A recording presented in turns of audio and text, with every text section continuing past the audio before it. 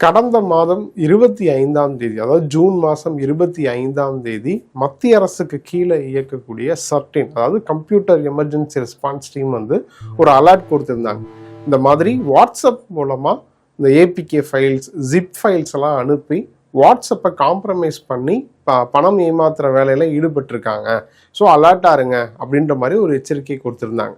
இப்போ என்னடான்னா அந்த மெத்தட்லேயே, அதாவது மத்திய அரசு எப்படி எதுக்காக அலர்ட் பண்ணாங்களோ அந்த மெத்தட்லேயே ராஜ்கமல் ஃபிலிம்ஸ் இன்டர்நேஷ்னல் இருக்கு இல்லையா, அதாவது கமல் அவர்களோட ப்ரொடக்ஷன் கம்பெனி, அந்த கம்பெனியில் கிட்டத்தட்ட 38 லட்சம் ரூபாய் ஏமாத்த ட்ரை பண்ணியிருக்கு ஒரு வடமாநில கும்பல். என்ன நடந்திருக்கு அப்படின்னா, ஃபர்ஸ்ட் இந்த ஸ்கேம் பேர் பாஸ் ஸ்கேம் அப்படின்னு சொல்றாங்க. இப்போ சொல்றாங்க நம்ம ஒரு வருஷத்துக்கு முன்னாடியே இது ரிலேட்டடா காவல்துறை எச்சரிக்கை கொடுத்துருக்காங்க, அலர்ட்டா இருங்க அப்படின்னு சொல்லி கண்டினியூஸா சொல்லிட்டு இருந்தோம். ஏன்னா உண்மையிலே ஒரு வருஷத்துக்கு முன்னாடியே தமிழக சைபர் கிரைம் காவல்துறை இது ரிலேட்டடா எச்சரிக்கை கொடுத்துருந்தாங்க. ஸோ அது ரிலேட்டடா அப்பவே நம்ம ஒரு வீடியோ போட்டிருந்தோம். ஃபர்ஸ்ட் இந்த மெத்தட், இந்த பாஸ் ஸ்கேம் நடக்கிறதுக்கான முதல் படி எங்க தொடங்குது அப்படின்னா, நம்ம எப்போதும் சொல்ற ஒரு மெத்தட் தான். புது நம்பர்லேருந்து ஒரு மெசேஜ், ஏதாவது ஒரு லிங்க் வருது அப்படின்னா அதை செக் பண்ணாமல் கிளிக் பண்ணிடாதீங்க. வாட்ஸ்அப் குரூப்பில் நிறைய பேர் மெசேஜ் பண்ணுவாங்க, அதெல்லாம் வெரிஃபை பண்ணாமல் எதையுமே டவுன்லோட் பண்ணாதீங்க. குறிப்பாக ஏபிகே ஃபைல்ஸ் ஆகட்டும், ஜிப் ஃபைல்ஸ் ஆகட்டும், இதெல்லாம் ரொம்ப கேர்ஃபுல்லாக பார்த்து யூஸ் பண்ணுங்க அப்படின்ற மாதிரி சொல்லியிருப்போம். அதே மெத்தட் தான். இப்போ அதுக்கு முன்னாடி, ஒரு வருஷத்துக்கு முன்னாடி ஒரு டாக்டர் ஒருத்தர் நமக்கு ஒரு வீடியோ அனுப்பிச்சிருந்தார். அது இதே ஸ்கேம்ல எப்படி அவரோட மொபைல் வாட்ஸ்அப்பில் எப்படி காம்ப்ரமைஸ் ஆச்சு அப்படின்னு சொல்லியிருந்தாரு.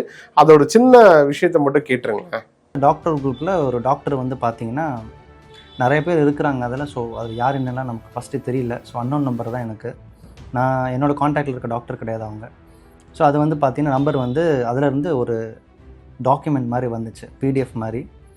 சரி என்னவாக இருக்கும், நாங்கள் கிளிக் பண்ணப்போ என்ன ஆயிடுச்சுன்னா, சடனாக அது ஏபிகே ஃபைலாக மாதிரி அதுவே தானே இன்ஸ்டால் ஆயிடுச்சு.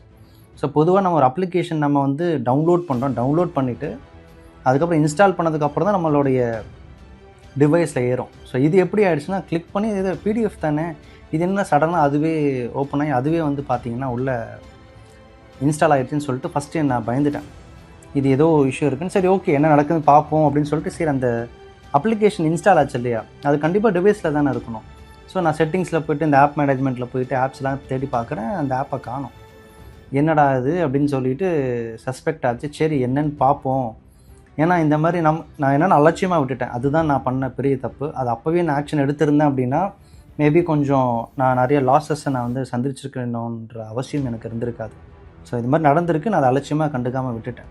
ஸோ ஃபஸ்ட்டு விஷயம் என்ன நடந்ததுன்னா, எனக்கு நிறைய ஓடிபி ஜென்ரேட் ஆகிட்டே இருந்துச்சு. அதாவது என்னோடய ஃபோன்பே பார்த்தீங்கன்னா வேறு ஒரு டிவைஸில் லாகின் ஆகுதுன்னு சொல்லிட்டு அதுக்கான ஒரு ஓடிபி ஜென்ரேட் ஆகிட்டே இருந்துச்சு. ஸோ அது மட்டும்தான் ஆச்சுன்னு கேட்டிங்கன்னா கிடையாது. அதுக்கப்புறம் வாட்ஸ்அப்பை பார்த்தீங்கன்னா வேறு ஒரு டிவைஸில் லாகின் ஆகிட்டே இருக்குன்னு சொல்லி வாட்ஸ்அப்போட இந்த கோடு வரும். அந்த வாட்ஸ்அப் வெப்பை பார்த்தீங்கன்னா சிஸ்டமில் கனெக்ட் பண்ணுறப்போ அந்த ஸ்கேன் பண்ணுவோம் இல்லையா, சம்டைம்ஸ் ஸ்கேன் பண்ணுவோம், சம்டைம்ஸ் ஃபோன் நம்பர் வச்சு நம்ம பண்ணுறப்போ அந்த கோடு கேட்கும், ஒரு 6 டிஜிட் கோடு கேட்கும். ஸோ அதுவும் ஒரு கைண்ட் ஆஃப் ஓடிபி தான். ஸோ அது வேறு டிவைஸில் கனெக்ட் ஆகுதுன்னு சொல்லிட்டு ஒரு 2 வாட்டி வந்தப்போ நான் அதை இக்னோர் பண்ணிட்டேன். சரி சம்டைம்ஸ் எதாவது பை மிஸ்டேக் எதாவது நடக்கலான்னு சொல்லிட்டு ரிப்பீட்டடாக நடந்துகிட்டு இருக்கிறப்போ தான் எனக்கு பயமாயிடுச்சு. ஓகே யாரும் நம்மளோட டிவைஸை இல்லை நம்மளோட ஆப் யாரும் ஆக்சஸ் பண்ணி தான் பண்ணிகிட்ருக்காங்க, அதுவும் கரெக்டாக அந்த ஆப் டவுன்லோட் பண்ணி அதுலேருந்து ஒரு 1/2 அன் ஹவரில் இதெல்லாம் நடந்துக்கிட்டு இருக்குது. நான் சரி ஓகே இது என்ன தான் நடக்குதுன்னு பார்க்கலான்ற மாதிரி நான் கொஞ்சம் வெயிட் பண்ணிட்டேன். கொஞ்சம் அவங்கள அண்டர் எஸ்டிமேட் பண்ணிட்டேன்னே சொல்லலாம். எனக்கு என்னென்னா, நான் யோசிச்சது, என்னோடய காமன் சென்ஸை நான் யோசிச்சது என்னென்னா, ஓடிபி ஜென்ரேட் ஆகுது, அந்த ஓடிபியை வச்சு தானே எதாவது பண்ண முடியும். நான் தான் ஓடிபி கிளிக்கே பண்ணலையே, இல்லை அந்த ஓடிபியை நான் மீன்ஸ் போடவே இல்லையே, அண்ட் அந்த ஒரு கோடை நான் யூட்டிலைஸ் பண்ணல இல்லையா. ஸோ வருது, அதை வச்சு அந்த டேட்டா வச்சு தானே நீ ஆக்சஸ் பண்ண முடியும். ஸோ அதுதான் உனக்கு ஆக்சஸே கிடைக்காதுன்னு சொல்லி நான் அசால்ட்டாக இருந்துட்டேன். அதுக்கப்புறமா என்ன ஆச்சுன்னா, ஒரு கொஞ்ச நேரத்தில் என்னோடய வாட்ஸ்அப் டிபி மாறிச்சு, டிபி காணாமல் போச்சு. அதுக்கப்புறமா பார்த்தீங்கன்னா தேவையில்லாத ஏதோ குரூப்ஸில் பார்த்தீங்கன்னா என்னுடைய நம்பர் இன்க்ளூட் ஆச்சு. அண்டு எனக்கே தெரிஞ்சதோ சிஸ்டமில் மீன்ஸ் என்னுடைய டிவைஸில் பார்த்தீங்கன்னா நிறைய ஃபைல்ஸ், சம்மந்தமே இல்லாத ஃபைல்ஸ் உள்ளே இன்ஸ்டால் ஆகிருக்கு, சம்மந்தமில்லாத ஃபைலாக காணாமல் போயிருக்கு, இது இமேஜஸ்லாம் புதுசாக டவுன்லோட் ஆகிருக்கு.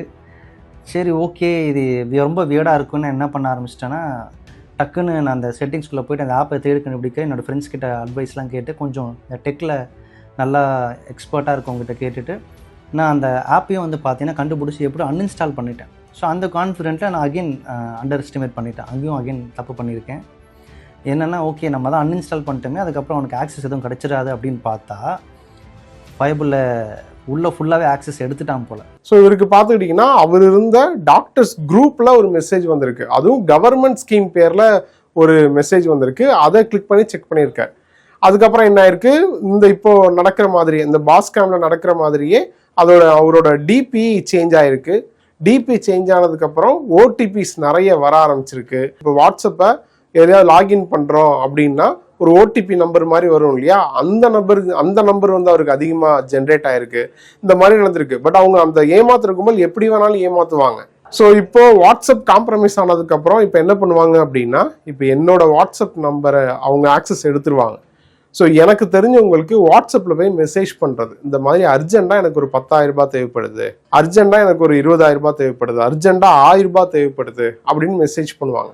இப்போ நம்மளோட க்ளோஸ் ஃப்ரெண்ட்ஸாக இருக்கிறவங்க என்ன பண்ணுவாங்க, கால் பண்ணி கூட வெரிஃபை பண்ண மாட்டாங்க. ஏன்னா அவனோட வாட்ஸ்அப் நம்பர்லேருந்து வந்திருக்கு அப்படின்றத நம்பி அமௌண்ட்டை அனுப்பிச்சிருவாங்க.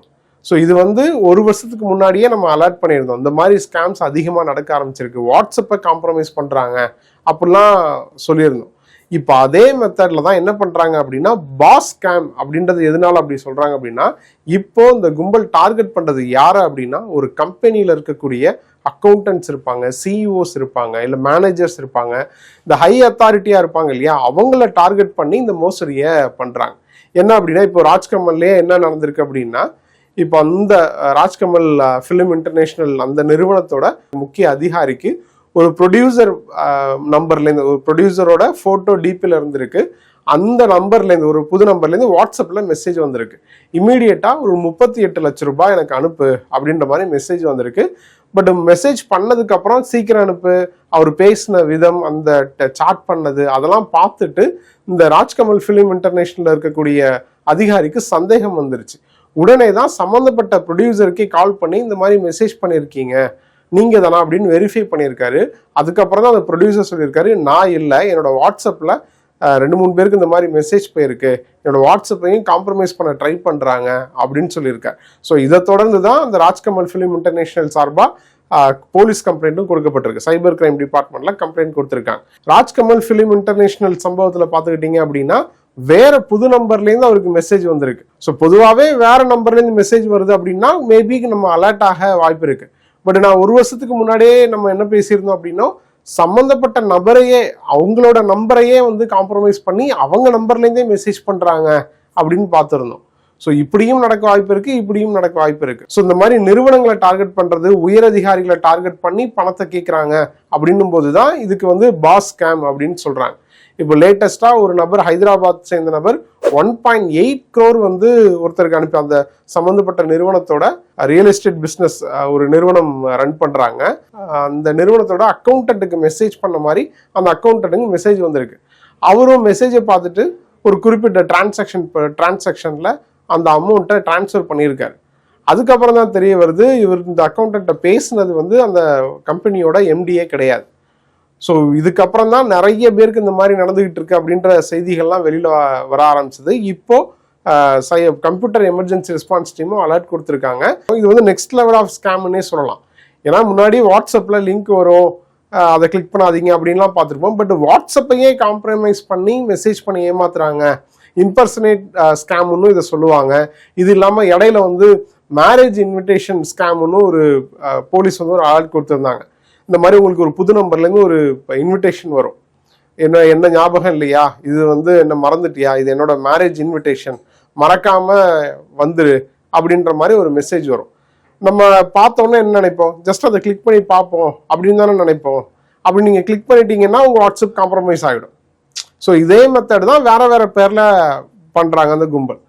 ஸோ அது ரிலேட்டடாகவும் காவல்துறை அலர்ட் கொடுத்துருந்தாங்க.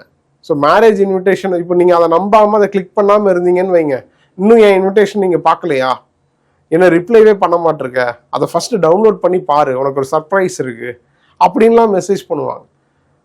நீங்கள் டவுன்லோட், இப்போ என் நம்பருக்கு அந்த மாதிரி ஒரு இன்விடேஷன் வருதுன்னு வைங்க, அதை கிளிக் பண்ணி நான் டவுன்லோட் பண்ணிட்டேன் அப்படின்னா, இப்போ என்னோட பேரை சொல்லி என் கான்டாக்டில் இருக்கிறவங்களுக்கு மெசேஜ் பண்ணி அமௌண்ட் கேட்டு ஏமாத்துறது. ஸோ இதுதான் வேற வேற டிசைன்ல ஏமாத்துறாங்க. அவங்களோட நோக்கம் ஏமாத்துறது, பணம் தான். ஸோ அதுக்கு நம்மளை நம்ப வைக்கிறதுக்காக, நம்மளை ஏமாத்துறதுக்காக வேற வேற டிசைன்ல ஏமாத்துறாங்க. அப்படி இப்போ நடந்துகிட்டு இருக்கிற ஒரு ஸ்கேம் தான் பாஸ் ஸ்கேம். சிஇஓக்கு மெசேஜ் பண்ண, சிஇஓ மாதிரி மெசேஜ் பண்ணுறது, எம்டி மாதிரி மெசேஜ் பண்ணுறது, மேனேஜர் மாதிரி மெசேஜ் பண்ணுறது.